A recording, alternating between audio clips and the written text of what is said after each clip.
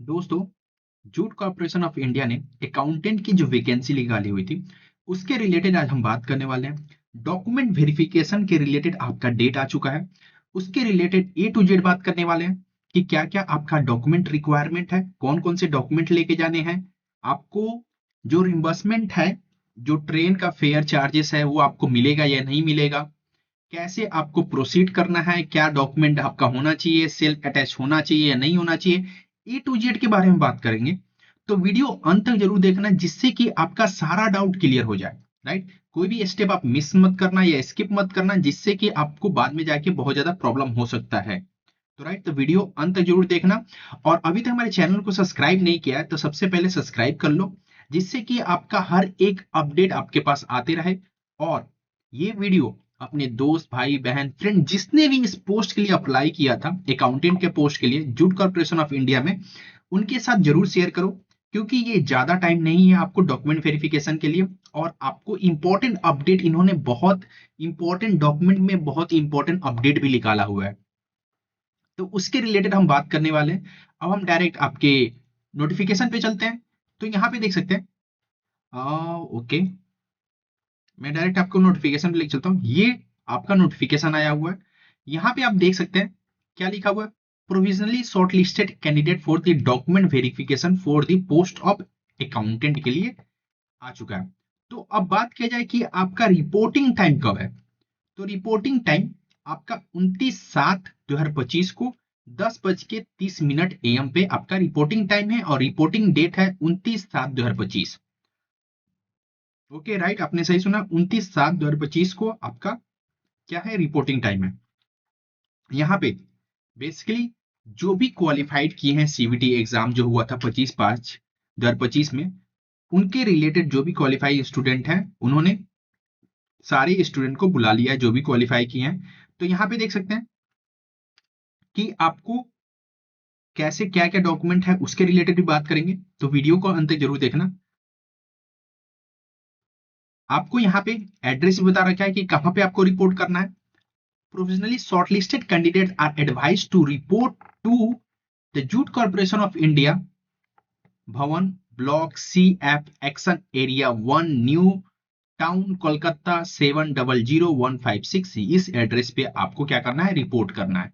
Right, ये जो description है, जो लिंक है, या ऑफिशियल वेबसाइट से भी जाके देख सकते हैं, या मैं आपको ये लिंक डिस्क्रिप्शन दे दूंगा, वहां से भी आप जाके एक टू जेड आप सबसे पहले पढ़ना इसको, क्योंकि इसमें बहुत अपडेट भी आया हुआ है, बहुत इंपॉर्टेंट अपडेट भी आया हुआ है। राइट, तो यहाँ पे अपना देख लिया 29 और 30, ये 2 दिन आपका डॉक्यूमेंट वेरिफिकेशन होने वाला है।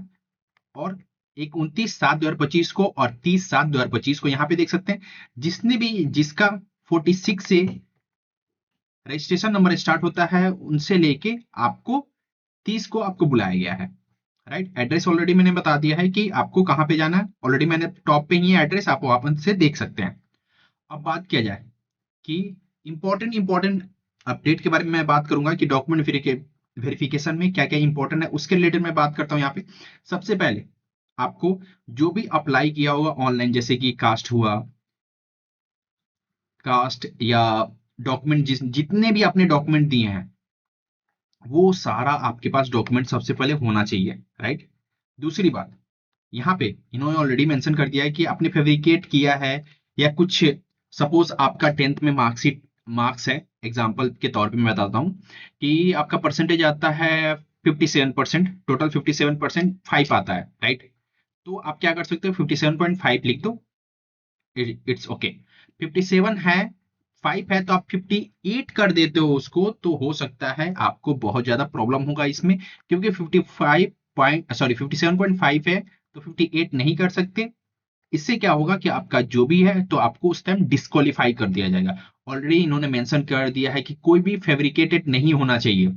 सपोज आपने कास्ट सर्टिफिकेट आपने डाल रखा है, राइट, आपका कास्ट सर्टिफिकेट है, डेट सब कुछ मेंशन कर रखा है उसमें। अब आप चाहते हो कि वो कास्ट सर्टिफिकेट आपको नहीं मिल रहा है, हो सकता है कि ओल्ड है, तो अब क्या करते हो, आप नया कास्ट सर्टिफिकेट बना के लेके जाते हो तो वो डिस्क्वालीफाई कर देंगे। जो भी डेटा आपने अपलोड किया है फॉर्म फिलअप करने के टाइम, आपको वही डेटा सब कुछ लेके जाना है। ओके, यहाँ पे हो सकता है ये आप पॉइंट नंबर 4 में पढ़ सकते हैं, टोटल इन्होंने बता रखा है। और 5 में इन्होंने ये बता रखा है कि जो भी वेन्यू दिया गया है, जो डेट एंड टाइम दिया गया है, उसी टाइम पे आपको जाके वेरीफाई करवाना होगा। अदरवाइज आप सोचते हो कि नहीं मैं बात करके एक्सटेंड करवाता हूँ, ये कर लेता हूँ, वो कर लेता हूँ, ब्रो ऐसा कुछ नहीं होने वाला है, आपको डिस्क्वालीफाई कर दिया जाएगा। एट द एंड यही होने वाला है। 2 दिन टाइम दिया गया 29-30 को, आप वेरीफाई करवाओ, अदरवाइज आप एलिजिबल नहीं हो।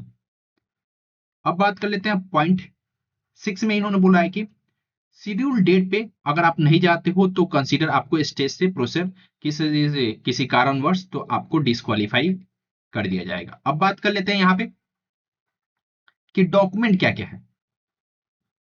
ठीक है, अब यहाँ पे देख सकते हैं ओरिजिनली मैंडेटरी जो भी along with the one set of self attached photo set copy होना चाहिए। अटैच फोटो सेट कॉपी, जितने भी डॉक्यूमेंट है सब पे self attach photo state copy होना चाहिए। राइट, सारे डॉक्यूमेंट का, और ओरिजिनल भी आपका होना चाहिए। जैसे पहले आता है कि ऑनलाइन एप्लीकेशन फॉर्म आपने डाला उसका आना चाहिए। कोई भी आपने बीटेक किया है या बीए किया है, बीकॉम किया है, जो भी आपने किया है उसके रिलेटेड टेस्टमनी आपके पास होना चाहिए कि आपका जो भी मार्क्स है ऑल एकेडमी का आपका मार्कशीट होना चाहिए। अगर आपके पास वर्क एक्सपीरियंस आपने डाला है तो वो होना चाहिए। करंट एम्प्लॉई है तो आपके पास प्रूफ होना चाहिए, लेटर ज्वाइनिंग होना चाहिए, पेमेंट स्लिप होना चाहिए, सब कुछ यहाँ पे दे रखा है। पास्ट एम्प्लॉयमेंट है तो आपका appointment letter with the joining date, living letter, सब कुछ आपके पास होना चाहिए। अब बात कर लेते हैं 7.4 में इन्होंने बता रखा है certificate support for age birth के लिए आपके पास सर्टिफिकेट हो तो अच्छी बात है, अदरवाइज 10th क्लास में जो मार्कशीट आता है 10th का, उसमें डेट ऑफ बर्थ होता है तो वो आप दिखा सकते हैं वहां पे। अब बात कर लेते हैं कि सर्टिफिकेट सपोर्ट जैसे शेड्यूल कास्ट का, जैसे मैंने बताया है कि राइट, उसके रिलेटेड जो भी सर्टिफिकेट आपने डाला है वही लेके जाना है, न्यू क्रिएट करके नहीं लेके जाना है, अदरवाइज आप डिस्क्वालीफाई हो जाओगे। इन्होंने डायरेक्ट मेंशन करके बताया है। अब बात कर लेते हैं 7.6 में, ऑटोनोमस ये ऐसा नहीं। अब बात कर लेते हैं 7.7 में।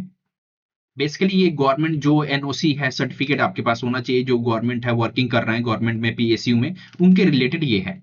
राइट, अब बात कर लेते हैं कि फोटो आईडी एड्रेस प्रूफ में आपका पैन कार्ड ले लो, आधार कार्ड ले लो, इलेक्शन कार्ड ले लो, एटीसी, जो भी आपके पास फोटो आईडी में आपका फोटो होना चाहिए, किसी आईडी में आपका फोटो है तो एड्रेस प्रूफ के साथ आप लेके जा सकते हो।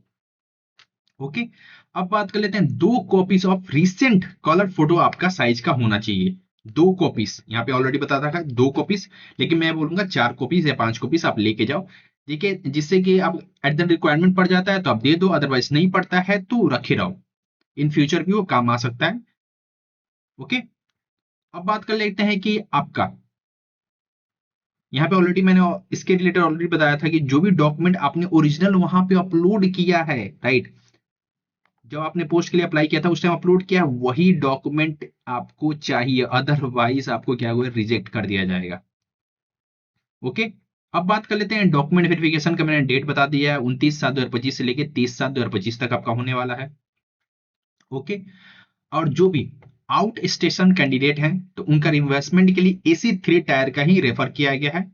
उनको बेसिकली क्या करना होगा, टिकट लेके जाना होगा प्रूफ जर्नी के रिलेटेड, और जो भी सिलेक्शन प्रोसीजर आपका खत्म हो जाता है तो आपको क्या कहा जाएगा, आरटीजीएस का ईसीएस के मोड से आपको क्या किया जाएगा, आपको टिकट रिइंबर्समेंट किया जाएगा। लेकिन टिकट रिइंबर्समेंट कैसे किया जाएगा, आपके पास बैंक अकाउंट का डिटेल होना चाहिए, कॉपी होना चाहिए, फर्स्ट पेज ऑफ पासबुक का आपके पास कॉपी होना चाहिए, यहाँ पे ऑलरेडी इन्होंने मेंशन कर रखा है, या आपके पास कैंसिल चेकबुक है तो वो भी होना चाहिए, है तो या अकाउंट का पासबुक का फर्स्ट पेज का कॉपी आपके पास होना चाहिए, हार्ड कॉपी ऑफ टिकट का होना चाहिए, आपने थर्ड एसी का करा रखा है तो उसका हार्ड कॉपी होना चाहिए आपके पास। ओके, अगर आप कोई in case of air travel कर रहा है तो उनके लिए कोई रिक्वायरमेंट नहीं है, बस रिइंबर्समेंट किसका, AC3 टायर का फेयर का रिइंबर्समेंट किया जाएगा। ओनली इक्विवेलेंट जो होता है AC3 टायर का जो प्राइस होता है उसके अकॉर्डिंग आपको रिइंबर्समेंट किया जाएगा। ओके, इसके रिलेटेड कोई भी क्वेरी होता है तो आप कमेंट सेक्शन में मुझसे पूछ सकते हैं। ओके, और अभी तक हमारे चैनल को सब्सक्राइब नहीं किया तो प्लीज सब्सक्राइब करें। मिलते हैं ऐसी अपडेट के साथ, तब तक के लिए जय हिंद जय भारत।